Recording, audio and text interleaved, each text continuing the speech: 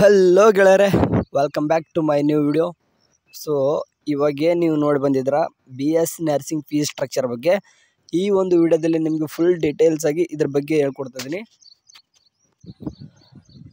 ಯಾರಾದರೂ first time ನಮ್ಮ ಚಾನಲ್ಗೆ ವಿಸಿಟ್ ಕೊಡುತ್ತೆ ಅಂತಂದರೆ ಒಂದೇ ಒಂದು ಸಬ್ಸ್ಕ್ರೈಬ್ ಆಗಿ ನೋಡಿರಿ. ಆ್ಯಂಡ್ ಇದೇ ರೀತಿ ಎಲ್ಲನೂ ಕೂಡ ಅಪ್ಡೇಟ್ ನಮ್ಮ ಚಾನಲ್ ಸಿಗ್ತಾ ಇರ್ತವೆ. ಸರಿ, ಇವಾಗ ಇಲ್ಲೇನು ನೋಡ್ತಾ ಇದ್ದೀರಾ ಇದು ನೋಡಿಬಿಟ್ಟು ಸಡನ್ ಹೋಗಬೇಡ್ರಿ. ಯಾಕಂತಂದರೆ ಇದು ಒಂದು ಫೀಸ್ ಸ್ಟ್ರಕ್ಚರ್ ಬಿ ಎಸ್ ನರ್ಸಿಂಗ್ಗೆ 2023-24 ಇದೆ. ಇನ್ನೂ ಕೂಡ 2024-25 ಬಿಟ್ಟಿಲ್ಲ. ಬಿಟ್ಟರೂ ಕೂಡ ಇದೇ ರೀತಿ ಇರ್ತದೆ, ಬಟ್ ಇದು ರಿಯಾಲಿಟಿ ಇರಲ್ಲ. ಅದಕ್ಕೆ ಹೇಳ್ತಿರೋದು. ಸ್ವಲ್ಪ ನೀವೇನು ಮಾಡ್ಬೇಕಂತಂದರೆ ಕೆಲವೊಂದು ಟೈಮ್ ನೀವು ವಿಷಯ ತಿಳ್ಕೊಂಡೆ ನೀವೆಲ್ಲನೂ ಕೂಡ ಮುಂದುವರಿಬೇಕಾಗ್ತದೆ.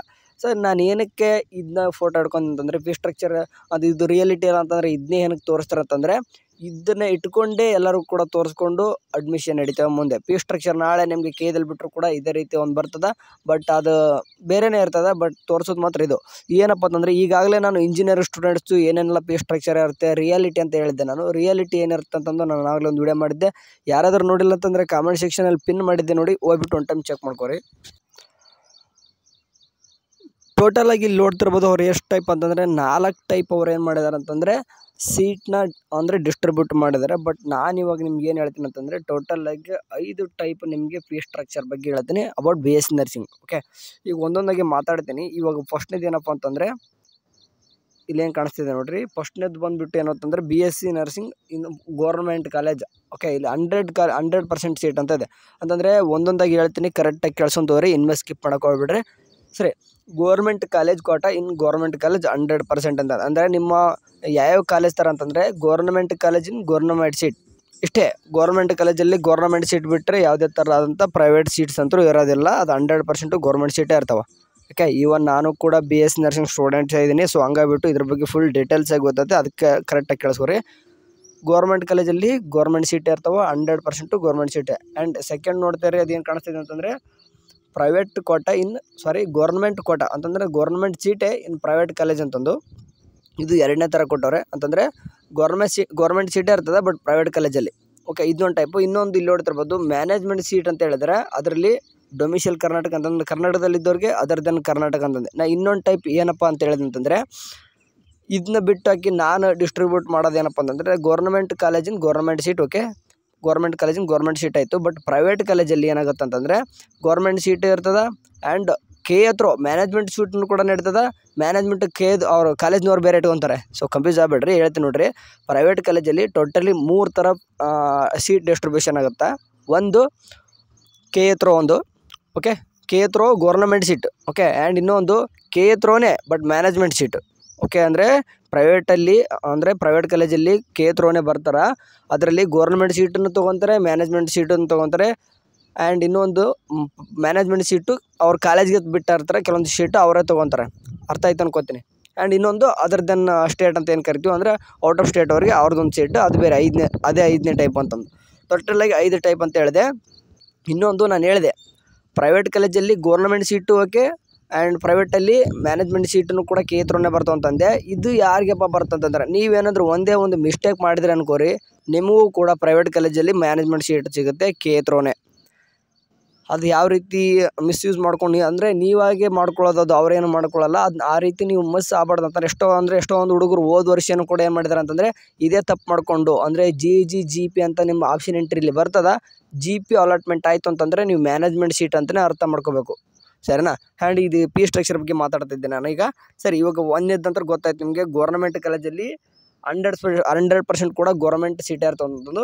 ಇಲ್ಲಿ ಫೀಸ್ ಎಷ್ಟು ಕೊಟ್ಟಿದ್ದಾರೆ ಅಂತಂದರೆ 10,000 ಕೊಟ್ಟಿದ್ದಾರೆ. 10,000 ಇರುತ್ತಾ?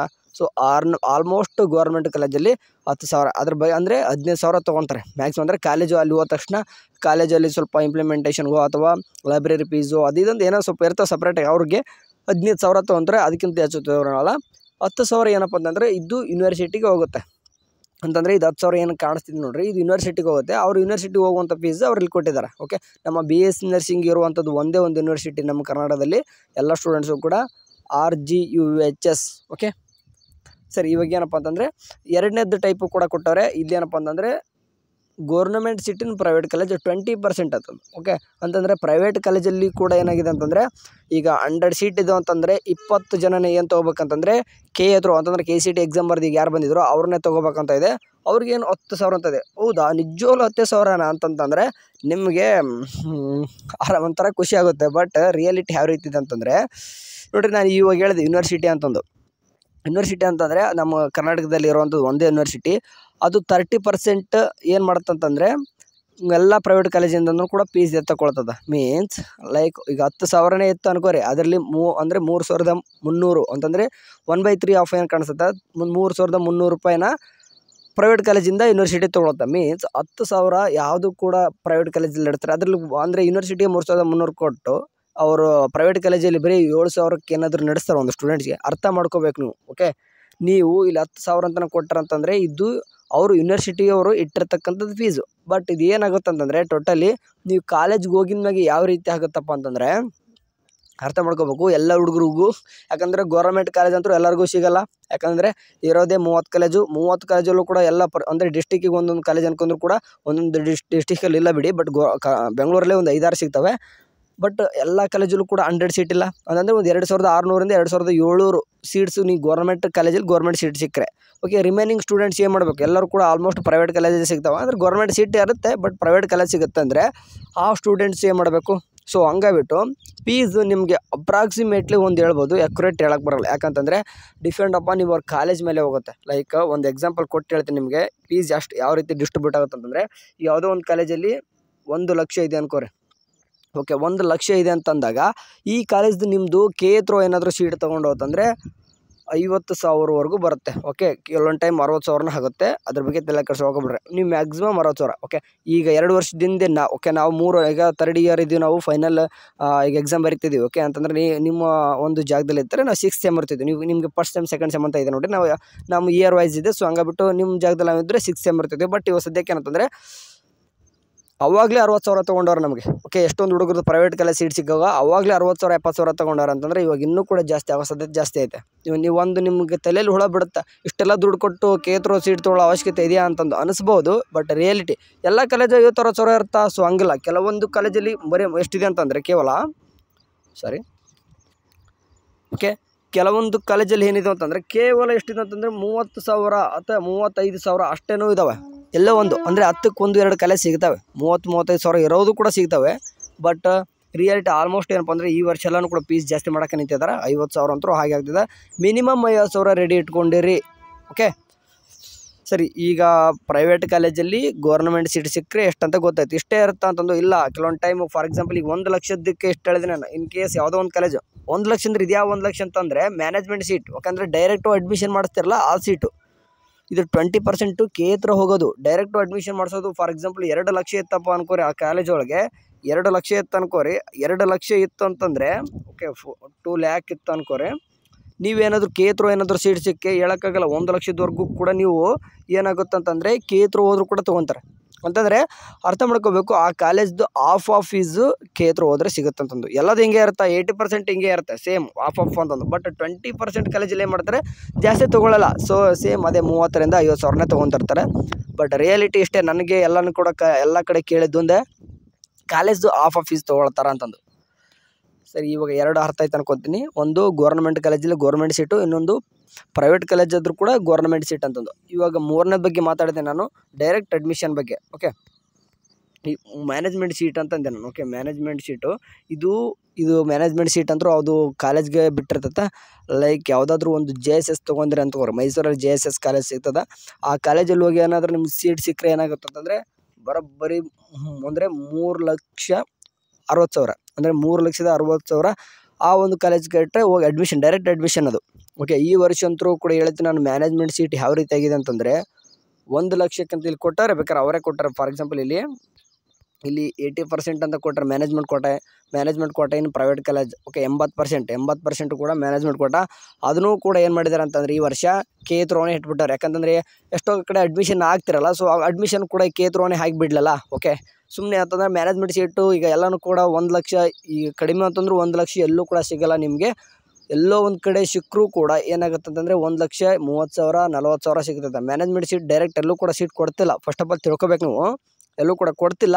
ಕೊಟ್ಟರು ಕೂಡ 1,20,000 ಮೇಲ್ಗಡೆನೇ ಇದು ಹೊರತು ಕಡಿಮೆ ಅಂತೂ ಇಲ್ಲ. ಯಾಕಂತಂದರೆ ಡಿಮ್ಯಾಂಡ್ ಆ ರೀತಿ ಬಂದ್ಬಿಟ್ಟತ್ತೆ, ಏನು ಮಾಡೋಕ್ಕಾಗಲ್ಲ. ಇವಾಗ ಮ್ಯಾನೇಜ್ಮೆಂಟ್ ಸೀಟ್ ಈಗ JSS ಅಂತ ಹೇಳಿದೆ ನಾನು 3,60,000 ಬಂತಂದ್ರೆ ನೀವು ಡೈರೆಕ್ಟ್ ಹೋಗಿ ಅಡ್ಮಿಷನ್ ಮಾಡಿಸ್ತೀನಿ ಅಂತಂದರೆ 3,60,000 ಕೊಟ್ಟೆ ಅಡ್ಮಿಷನ್ ಮಾಡಿಸ್ಬೇಕು. ಇಲ್ಲ KA ಬಂತಂದರೆ ಎಷ್ಟಾಗುತ್ತೆ ಅಂತಂದರೆ ಇಲ್ಲಿ ಕೊಟ್ಟರೆ 1,00,000 ಅಂತಂದು, ಅದರ್ ದೆನ್ ಕರ್ನಾಟಕ ಅಂತಂದರೆ 1,40,000 ಅಂತ ಕೊಟ್ಟಾರೆ. ಬಟ್ ರಿಯಾಲಿಟಿ ಎಷ್ಟೇ, 1,00,000ಕ್ಕಿಂತ ಕಡಿಮೆ ಅಂತೂ ಎಲ್ಲೂ ಕೇಳಲ್ಲ. 1,00,000 ಇದೆ, ಬಟ್ ಕಾಲೇಜ್ ಅಲ್ಲಿ ಹೋಗಿದ ಮೇಲೆ ಇನ್ನೂ ಕೂಡ ಸ್ವಲ್ಪ ಹಾಕ್ತಾರೆ. ಯಾಕಂತಂದರೆ ಈ ಇದು 2023-24 ಬಟ್ ಈ ವರ್ಷದಿಂದ ಒಂದು ವರ್ಷ ಇನ್ನೂ ಕೂಡ ಗ್ಯಾಪ್ ಆಗೈತೆ ಅಂತಂದರೆ 1,20,000 30,000 ಸಿಗ್ತದೆ ನಿಮಗೆ. ನಾನು ಹೇಳ್ತೀನಿ ಖಂಡಿತ ಸಿಗುತ್ತೆ. ಆ್ಯಂಡ್ ಇನ್ನೂ ಅಲ್ಲಿ ಹೋಗಿದ ಮೇಲೆ ನಿಮ್ಮದು ಫೀಸ್ ಏನೇನೆಲ್ಲ ಬರುತ್ತೆ ನೆನ್ಬಿಡ್ಕೋಬೇಕು. ಬುಕ್ಸ್ ತೊಗೋಬೇಕು, ಡ್ರೆಸ್ ತೊಗೋಬೇಕು, ಮತ್ತು ಆ ಒಂದು ಹೋಗುವಂಥ ಕಾಲೇಜ್ ಯಾವ ರೀತಿ ಇರಬೇಕಂದ್ರೆ ಹಾಸ್ಪಿಟಲ್ ಇದೆಯೋ ಇಲ್ಲೋ. ಇನ್ ಕೇಸ್ ಹಾಸ್ಪಿಟಲ್ ಇಲ್ಲ ಅಂತಂದರೆ ಬೇರೆ ಒಂದು ಹಾಸ್ಪಿಟಲಿಗೆ ಪೋಸ್ಟಿಂಗ್ ಆಗ್ತಿರ್ತಾರೆ, ಅಲ್ಲಿ ಫೀಸ್ ಕೊಡಬೇಕು. ಇದನ್ನೆಲ್ಲನೂ ಕೂಡ ಗಮನದಲ್ಲಿ ಇಟ್ಕೊಂಡು ಒಂದು ಕಾಲೇಜ್ನ ರೆಡಿ ಮಾಡಿ ಇಟ್ಕೋರಿ ಅಂತ ಮೊದಲಿಂದನೂ ಕೂಡ ಹೇಳ್ತಿದ್ದೀನಿ. ಇನ್ನೂ ಕೂಡ ಟೈಮ್ ಐತೆ, ಬೇಕಾದ್ರೆ ಈಗಲೂ ಕೂಡ ರೆಡಿ ಮಾಡಿ ಇಟ್ಕೋರಿ. ಓಕೆ, ರಿಯಾಲಿಟಿ ಅರ್ಥ ಆಯಿತು ಅನ್ಕೋತೀನಿ. ಇವಾಗ ಗೌರ್ಮೆಂಟ್ ಈಗ ಸಿಂಪಲಾಗಿ ಒಂದು ಎಲ್ಲನೂ ಕೂಡ ಹೇಳ್ಬಿಡ್ತೀನಿ ನೋಡಿ. ಗೌರ್ಮೆಂಟ್ ಕಾಲೇಜ್ ಸಿಕ್ಕರೆ 15,000 ಮ್ಯಾಕ್ಸಿಮಮ್ ಇಟ್ಕೋರಿ. ಆ್ಯಂಡ್ ಪ್ರೈವೇಟ್ ಕಾಲೇಜ್ ಸಿಕ್ಕರೆ ಕಾಲೇಜ್ದು ಆಫ್ ಫೀಸ್ ಆಗುತ್ತೆ ಅಂತ ಹೇಳಿದೆ. ಆ ಕಾಲೇಜ್ದು ಫೀಸ್ ಯಾವ ರೀತಿ ಫೈಂಡ್ ಔಟ್ ಮಾಡೋದು ಅಂತ ನಿಮಗೆ ಗೊತ್ತಾಗಲ್ಲ. ಸೊ ಹಂಗಾಗಿಬಿಟ್ಟು ಏನು ಮಾಡಿರಿ ಅಂತಂದರೆ ನೀವು 50,000-60,000 ರೆಡಿ ಇಟ್ಕೊಂಡಿರಿ. KA ಏನಾದರೂ GG ಅಂತ ಹೇಳಿದೆ ನಾನು, ಅರ್ಥ ಮಾಡ್ಕೋಬೇಕು. GG ಅಂತಂದರೆ ಇದೇ ನೋಡ್ರಿ. ಓಕೆ, ಅಂದರೆ ಗೌರ್ಮೆಂಟ್ ಸೀಟಿನ ಪ್ರೈವೇಟ್ ಕಾಲೇಜ್ ಅಂತಂದು GG ಅದು. GP ಅಂತಂದರೆ ಅರ್ಥ ಮಾಡ್ಕೋಬೇಕು. ಇಲ್ಲಿ ಕಾಣಿಸ್ತಿದೆ ನೋಡ್ರಿ, ಮ್ಯಾನೇಜ್ಮೆಂಟ್ ಸೀಟ್ ಅಂತ ಹೆಂಗೆ ಕಾಣಿಸ್ತಲ್ಲ ಇದು ಆಗುತ್ತೆ. ಸೊ ಹಂಗಾಗಿಬಿಟ್ಟು GG ಅಲಾಟ್ಮೆಂಟ್ ಆಗಬೇಕು ನಿಮಗೆ. ನೀವು ನಾಳೆ ಆಪ್ಷನ್ ಎಂಟ್ರಿ ಮಾಡುವಾಗ ಇಲ್ಲೊಂದು ಯಾವುದೋ ಒಂದು ಕಾಲೇಜ್ ಕೊಡ್ತಾರೆ, ಲೈಕ್ ಇಲ್ಲೊಂದು ಏನೋ ಒಂದು ಕಾಲೇಜ್ ಕೊಟ್ಟಿರ್ತಾರೆ, ಮುಂದೆ GG ಆ್ಯಂಡ್ GP ಅಂತ ಕೊಟ್ಟಿರ್ತದೆ. ನೀವು ಆಪ್ಷನ್ 1 2 3 ಇಲ್ಲಿ ಕೊಡ್ಬೇಕು ಹೊರತು ಇಲ್ಲಿ 1 2 3 ಕೊಟ್ಟರೆ ನಾಳೆ ಅಲಾಟ್ಮೆಂಟ್ ಇಲ್ಲಿ ಅಲಾಟ್ ಆಗುತ್ತೆ GP ಒಳಗೆ. ಸೊ ಹಂಗಾಗಿಬಿಟ್ಟು ನೀವು ಮಿಸ್ ಮಾಡಿದ ಹುಡುಗರು ಏನು ಮಾಡ್ತಾರೆ ಅಂತಂದ್ರೆ ಇಲ್ಲಿ 1 ಕೊಡೋದು, ಇಲ್ಲಿ 2 ಕೊಡೋದು. ಓಕೆ, ಅರ್ಥ ಮಾಡ್ಕೊರಿ. ಇಲ್ಲಿ GG GP ಅಂತ ಇದೆ ಅಂತಂದರೆ ಇಲ್ಲಿ GG ಇದೆ, ಇಲ್ಲಿ GP ಇದೆ ಅಂತಂದರೆ ಇದು ಗೌರ್ಮೆಂಟ್ ಸೀಟಿನ ಗೌರ್ಮೆಂಟ್ ಕಾಲೇಜೂ ಬರ್ತದೆ, ಗೌರ್ಮೆಂಟ್ ಸೀಟಿನ ಪ್ರೈವೇಟ್ ಕಾಲೇಜು ಬರ್ತದೆ. ಇಲ್ಲಿ 1 2 3 ಏನಿದ್ರು ಕೊಡೋಂಗಿದ್ರೆ ಇಲ್ಲಿ ಕೊಡಬೇಕು. ಬಟ್ ಮಿಸ್ ಮಾಡಿ ಹುಡುಗರು ಏನು ಮಾಡ್ತಾರೆ, ಆಪ್ಷನ್ ಎಂಟ್ರಿ ಮಾಡುವಾಗ 1 2 3 ಅಂತ ಇಲ್ಲಿ ಕ್ಲಿಕ್ ಮಾಡ್ಕೊಂಡಾಗ ನಾಳೆ ಇಲ್ಲೇ ಅಲಾಟ್ಮೆಂಟ್ ಆಗುತ್ತೆ. ಖಂಡಿತ ನಿಮ್ಗೆ ಆಲ್ಮೋಸ್ಟ್ ಇಲ್ಲೇ ಅಲಾಟ್ಮೆಂಟ್ ಆಗಿಬಿಡ್ತದೆ. ಅವಾಗ ನೀವು ಇಲ್ಲಿ GP ಮೀನ್ಸ್ ಮ್ಯಾನೇಜ್ಮೆಂಟ್ ಸೀಟ್ ಅಂತಲೇ ಅರ್ಥ ಆಗುತ್ತಾ. ಮ್ಯಾನೇಜ್ಮೆಂಟ್ ಸೀಟು ಡೈರೆಕ್ಟು ಅಡ್ಮಿಷನ್ ಅಂತ ಹೇಳಿದೆ. ಈ ಸರ್ತಿ ಡೈರೆಕ್ಟ್ ಅಡ್ಮಿಷನ್ ಕೊಡೋದೇ ಬಿಟ್ಬಿಟ್ಟಿದ್ದಾರೆ ಎಷ್ಟೋ ಕಾಲೇಜು. ಏನಕ್ಕೆ ಬೇಕಪ್ಪ, ಯಾಕಂದರೆ ಡೈರೆಕ್ಟ್ ಅಡ್ಮಿಷನ್ ತೊಗೋಬೇಕಂತಂದರೆ ಎಲ್ಲನೂ ಕೂಡ ಸೀಟ್ ಫಿಲ್ ಆಗಬೇಕಲ್ವ, ಇನ್ ಕೇಸ್ ಮಿಸ್ ಆಗ್ತಾವೆ. ಸೊ ಹಂಗಾಗಿಬಿಟ್ಟು KA ಇಟ್ಬಿಡಮ್ಮಲ್ಲ ಅವನು ಮ್ಯಾನೇಜ್ಮೆಂಟ್ ಸೀಟ್ ಅಂತಂದು. ಸೊ ಹಂಗಾಗಿಬಿಟ್ಟು ಏನಾಗುತ್ತೆ ಅಂತಂದರೆ ಮ್ಯಾನೇಜ್ಮೆಂಟ್ ಸೀಟು ಕೂಡ ಇಲ್ಲೇ ಇಟ್ಟಿರೋ ಕಾರಣ ಅದೆಷ್ಟು ಫೀಸ್ ಬರುತ್ತೆ ಮುಂದೆ ಅದನ್ನೇ ಪೇ ಮಾಡೋಕ್ಕಾಗುತ್ತೆ. ಸೊ ಹಂಗಾಗಿಬಿಟ್ಟು BS ನರ್ಸಿಂಗ್ ಸ್ಟೂಡೆಂಟ್ಸ್ ನಾನು ನಿಮಗೋಸ್ಕರ ಸಪ್ರೇಟಾಗಿ ಒಂದು ಕೇಳ್ಕೊಳ್ಳೋದಿಷ್ಟೇ. ಆಪ್ಷನ್ ಎಂಟ್ರಿ ಬಂದಾಗ ನೀವು ಗಡಿಬಿಡಿ ಮಾಡೋಕ್ಕೋಗ್ಬೇಡ್ರಿ. BS ನರ್ಸಿಂಗ್ದವ್ರಿಗೆ ನಾನು ಸಪ್ರೇಟಾಗಿ ಹೇಳ್ತಿದ್ದೀನಿ, ನಿಮಗೋಸ್ಕರ ಒಂದು ಸಪ್ರೇಟಾಗಿ ಒಂದು ಆಪ್ಷನ್ ಎಂಟ್ರಿ ಮಾಡ್ತೀನಿ. ಓಕೆ, ಎಲ್ಲ ಸ್ಟೂಡೆಂಟ್ಸ್ಗೂ ಮಾಡ್ತೀನಿ ಒಂದು ಆಪ್ಷನ್ ಎಂಟ್ರಿ ಯಾವ ರೀತಿ ಮಾಡ್ಬೇಕಂತಂದು. ಬಟ್ ಸಪ್ರೇಟಾಗಿ BS ನರ್ಸಿಂಗ್ ಸ್ಟೂಡೆಂಟ್ಸ್ ಅಂತಾರೆ ಒಂದು ಸಪ್ರೇಟ್ ನಿಮ್ಗೆ ಯಾವ ರೀತಿ ಆಪ್ಷನ್ ಎಂಟ್ರಿ ಮಾಡೋದು ಅಂತ ಹೇಳ್ಕೊಡ್ತೀನಿ. ಅವಸರ ಮಾಡೋಕ್ಕೋಗ್ಬೇಡ್ರಿ. ಆಪ್ಷನ್ ಎಂಟ್ರಿ ಬಿಟ್ಟಾದ್ಮೇಲೆ ಅರ್ಥ ಆಯ್ತು ಅನ್ಕೋತೀನಿ. ಅದೇ ನಾನು ಹೇಳ್ತಿರೋದು, GG ಅಲಾಟ್ಮೆಂಟ್ ಆಯ್ತಂದರೆ ನಿಮಗೆ ಫೀಸು ಕಾಲೇಜ್ ಫೀಸ್ ಆಫ್ ಬರುತ್ತೆ. ಬಟ್ GP ಅಲಾಟ್ಮೆಂಟ್ ಆಯ್ತಂದರೆ ಕಾಲೇಜ್ ಫೀಸ್ ಎಷ್ಟಿದೆಯೋ 1,20,000 30,000 ಅಥವಾ 2,00,000 ಕೂಡ ಇದ್ದರೂ ಏನು ಮಾಡೋಕ್ಕಾಗಲ್ಲ ಅವಾಗ. ಓಕೆ, ಆ್ಯಂಡ್ ನೀವು ಅವಾಗ ಲಾಸ್ಟ್ ರೌಂಡ್ ಹೋಗಿ ನೀವು ಏನಾದರೂ ಸೀಟ್ ಸಿಕ್ಕರೆ ಅಡ್ಮಿಷನ್ ಮಾಡಿಸ್ಲೇಬೇಕಾಗಿರ್ತದೆ. ಇನ್ ಕೇಸ್ ಮಾಡಿಸ್ದೆ ಹೋದಾಗ ಏನು ಹೇಳ್ತಾರಲ್ಲ ಸೀಟ್